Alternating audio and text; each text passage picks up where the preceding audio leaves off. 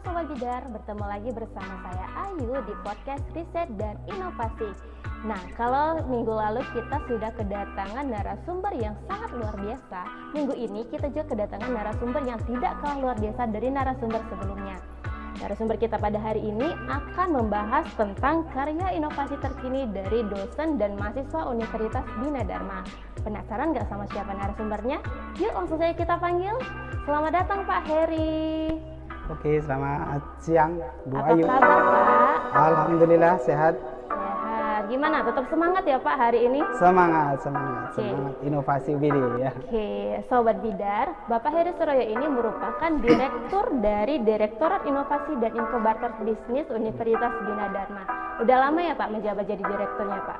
Alhamdulillah saya sudah dipercaya oleh Ibu Rektor menjabat di Direktorat Inovasi Inkubator Bisnis ini kurang lebih selama 1,5 tahun. Wih, sudah hampir 3 semester. 1,5 tahun, 3 semester ya Pak Heri.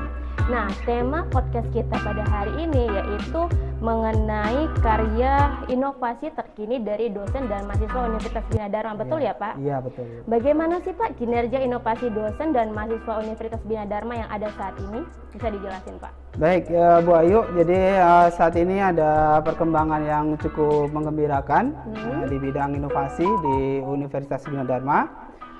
Untuk jumlah hak cipta, jadi bukti nyata atau bukti real dari banyaknya inovasi yang dihasilkan oleh kampus itu sebenarnya bisa kita lihat dari kepemilikan sertifikat hak cipta, salah satunya itu ya. Iya Pak, itu sebagai buktinya ya Pak? Iya, betul. Jadi saat ini sudah ada penambahan jumlah sekitar 30 sertifikat hak cipta. 30 Pak? Iya. Wow, banyak sekali itu Pak. Ya, itu yang diajukan dan diusulkan oleh dosen maupun mahasiswa Universitas Bina Dharma.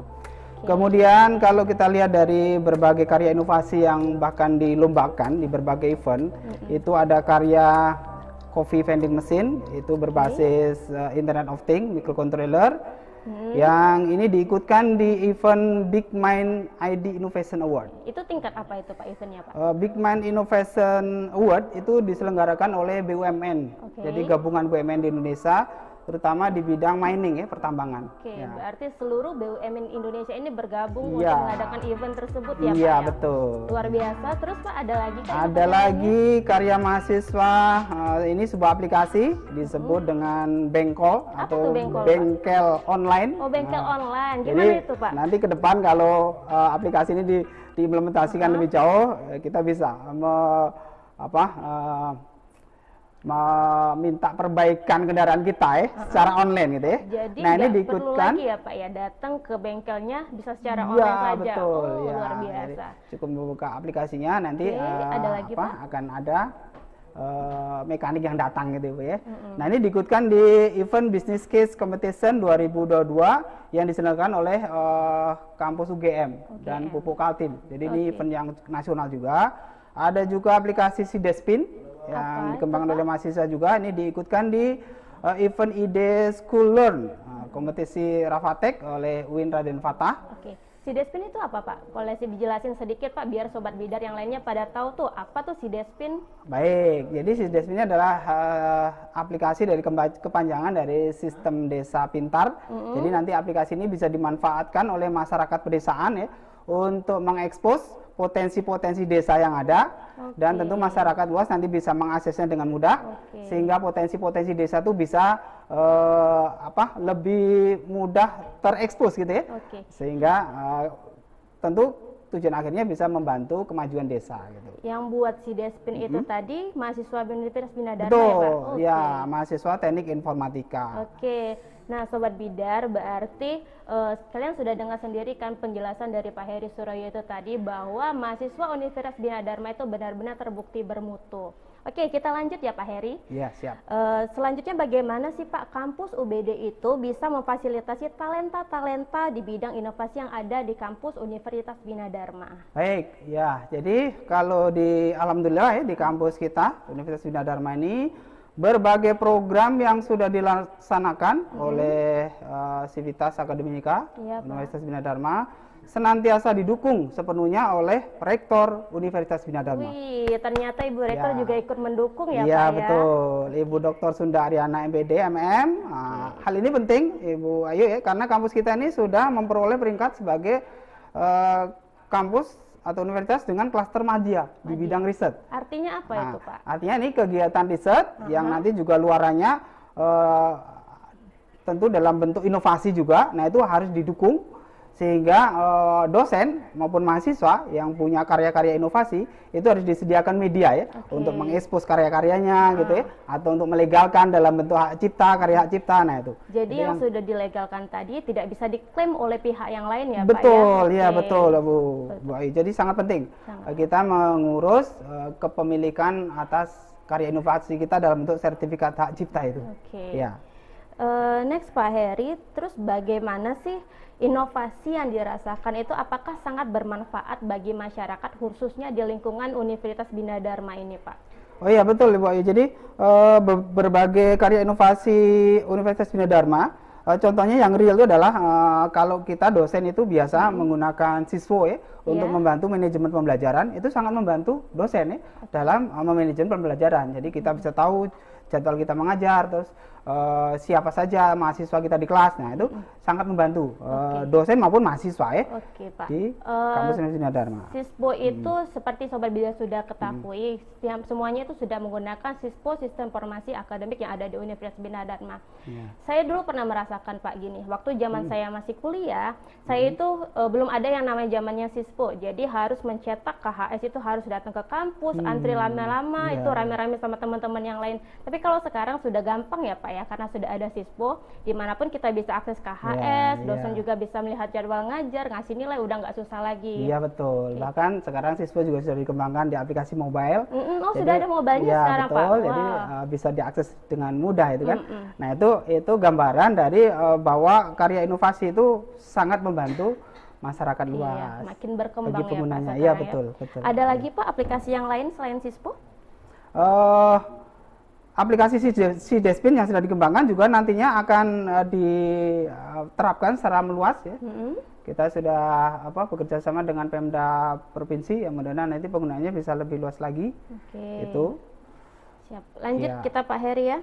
Bagaimana sih Pak kalau tadi perkembangan inovasi yang bermanfaat bagi masyarakat di sekitar lingkungan Universitas Bina Dharma. Nah kalau sekarang di wilayah bagian Sumatera Selatan nih Pak, apakah ada manfaatnya juga dari inovasi yang sudah dikembangkan ini Pak? Ya betul Bu Ayu. Jadi kalau kita di Sumsel, kita Provinsi Sumsel itu kan termasuk provinsi dengan pertumbuhan ekonomi yang cukup bagus, cukup tinggi gitu kan. Kita bisa melihat kalau misalnya dalam segi transportasi, kita Palembang itu satu di antara 2 kota di Pulau Sumatera yang transportasi sudah punya jalan tol, ya kan? Betul, Pak. Bahkan kita satu-satunya kota di Sumatera Selatan yang punya LRT. Mantap ya Pak ya. Di Indonesia mungkin hanya 2 ya, Jakarta sama Palembang ya kan. Iya, Pak. Nah itu sebenarnya kita sebagai masyarakat akademis butuh sentuhan inovasi. Jadi bagaimana misalnya alat transportasi yang sudah disediakan sangat canggih tadi itu didukung oleh inovasi dari kampus. Misalnya bagaimana menyediakan aplikasi yang bisa mendukung transportasi feeder ya. Iya, betul, yang nanti feeder, bisa dimanfaatkan pengguna transportasi sehingga kalau mau ke LRT itu bisa menggunakan angkot yang bisa diakses melalui aplikasi. Nah itu contoh aplikasi yang sangat dibutuhkan luar di sumber kita. biasa, bermanfaat banget ya Pak ya berarti. Oh ya Sobat Bidar sudah dengar tadi penjelasan dari Pak Heri bahwa inovasi-inovasi dari dosen dan mahasiswa universitas itu sangat bermanfaat dan sangat keren-keren banget untuk masyarakat yang lainnya. Yuk segera gabung di Universitas Bina Dharma karena Pak Heri ada info yang sangat menggembirakan. Hari ini ada potongan uang pangkal sebesar 1 juta bagi mahasiswa yang ingin mendaftar jadi mahasiswa baru Universitas Bina Dharma. Hanya sampai hari ini Pak Heri. Siap, mantap. Tunggu kapan lagi? Ayo segera bergabung di Universitas Bina Dharma. Kita lanjut ya Pak Heri. Terus adakah peluang inovasi apa saja yang saat ini mempunyai potensi untuk dikembangkan oleh Universitas Bina Dharma sendiri Pak? Ya, jadi tadi kalau kita bahas bidang transportasi, sebenarnya ada bidang lain juga, misalnya bidang pariwisata. Itu kita, apa, Pak, ya Sumatera Selatan itu kita harus ngakui kita masih sangat jauh kalau dibandingkan dengan kota-kota lain ya, apalagi di Jawa kan. Iya. Padahal kita punya potensi yang sangat luas kan. Kalau di Jawa itu misalnya pemandangan pedesaan saja ya, misalnya sawah yang menghijau atau sawah yang menguning itu bisa jadi objek wisata gitu kan. Iya betul Pak. Saya pernah main sepeda bersama komunitas goes kampus kita ya. Iya. Itu Begoso ke ya, desa, Pak, ya benar. Iya. Di daerah Pemulutan yang jaraknya nggak terlalu jauh dengan kota Palembang. Itu di situ kita sudah melihat benar suasana desa gitu, padahal nggak jauh dari kota. Iya, Jadi sebenarnya kalau kita dari masyarakat kampus bisa kita kasih sentuhan inovasi, misalnya kita bikin objek wisata di daerah pedesaan, tapi bisa mudah diakses oleh orang kota, itu sangat menarik sekali. Iya, sangat menarik dan itu akan menguntungkan juga bagi kita khususnya Universitas Bina Dharma ya Pak ya. Betul. Nah Pak Heri, kita sampai di pertanyaan terakhir nih Pak.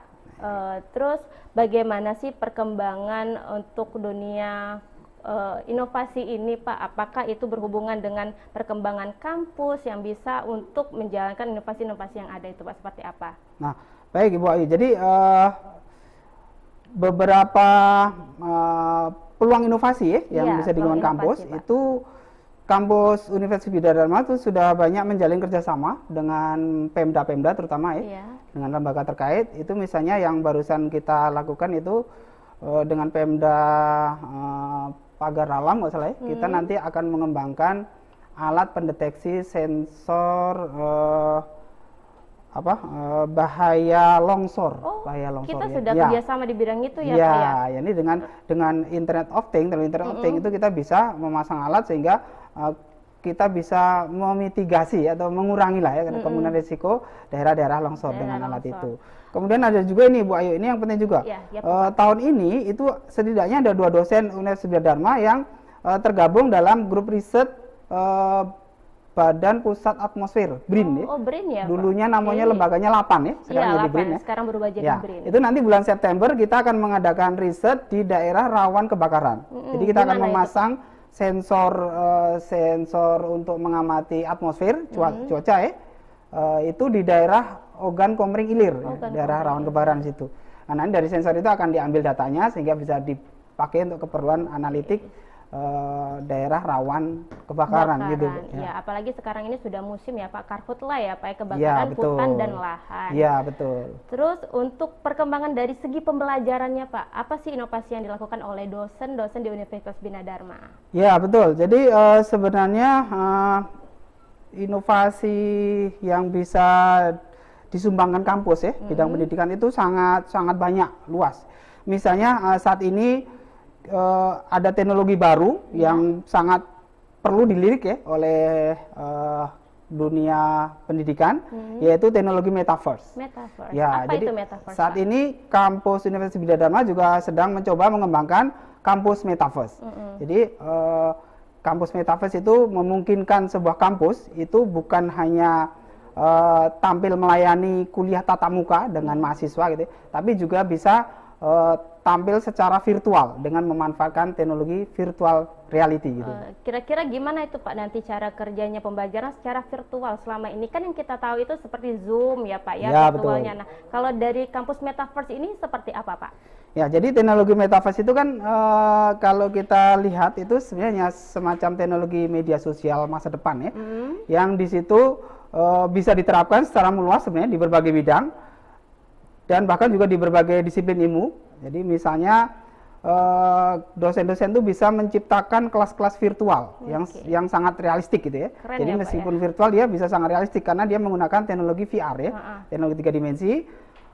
Metode gamifikasi dalam pembelajaran itu juga bisa memungkinkan kita manfaatkan teknologi ini ya, sehingga dosen itu bisa menghasilkan metode atau media pembelajaran yang sangat up to date, yang saat ini oleh anak milenial itu sangat digemari ya. Anak milenial sekarang kan sangat gemar dengan teknologi virtual, main gaming dan seterusnya. Nah, itu kalau kita terapkan juga di dunia pendidikan mungkin akan menjadi Sangat lebih bagus, menarik di dunia pendidikan itu. Dan memang kita itu harus mengikuti perkembangan zaman Iya, ya Pak. Zaman betul. ini semakin berkembang, teknologi juga kita semakin berkembang. Betul, Maka itu. tadi itu kalau misalnya kampus metaverse itu memang sudah diterapkan di Bina Dharma, itu pasti akan sangat keren Pak, karena akan ada avatar-avatarnya Iya, gitu ya Pak iya, ya. betul, Avatar-avatarnya yang datang ke kelas secara virtual. Jadi nggak lagi datang ke kampus, masuk kelas, tapi hanya avatarnya gitu ya Pak. Iya, betul. Oke. Nah Pak Heri, sepertinya waktu kita sudah habis nih Pak. Ya, Bu. Sekali lagi kami ucapkan terima kasih Pak sudah meluangkan waktunya untuk datang ke podcastnya Riset dan Inovasi. Baik Sobat Bidar, waktu kita sudah selesai. Jangan lupa untuk selalu nonton podcastnya Riset dan Inovasi setiap minggu, karena kita akan mendatangkan narasumber yang sangat luar biasa dan tentunya menarik untuk ditonton. Dan jangan lupa juga untuk follow akun media sosial kita di UBD_Palembang dan RI UBD. Jangan lupa juga untuk selalu like, komen, dan subscribe channel YouTube-nya Bina Dharma TV, karena semua itu gratis. Sampai ketemu di podcast minggu depan. Bye. Dadah Pak, dadah Pak. Sampai jumpa. Ya. Oke. Alhamdulillah. Alhamdulillah.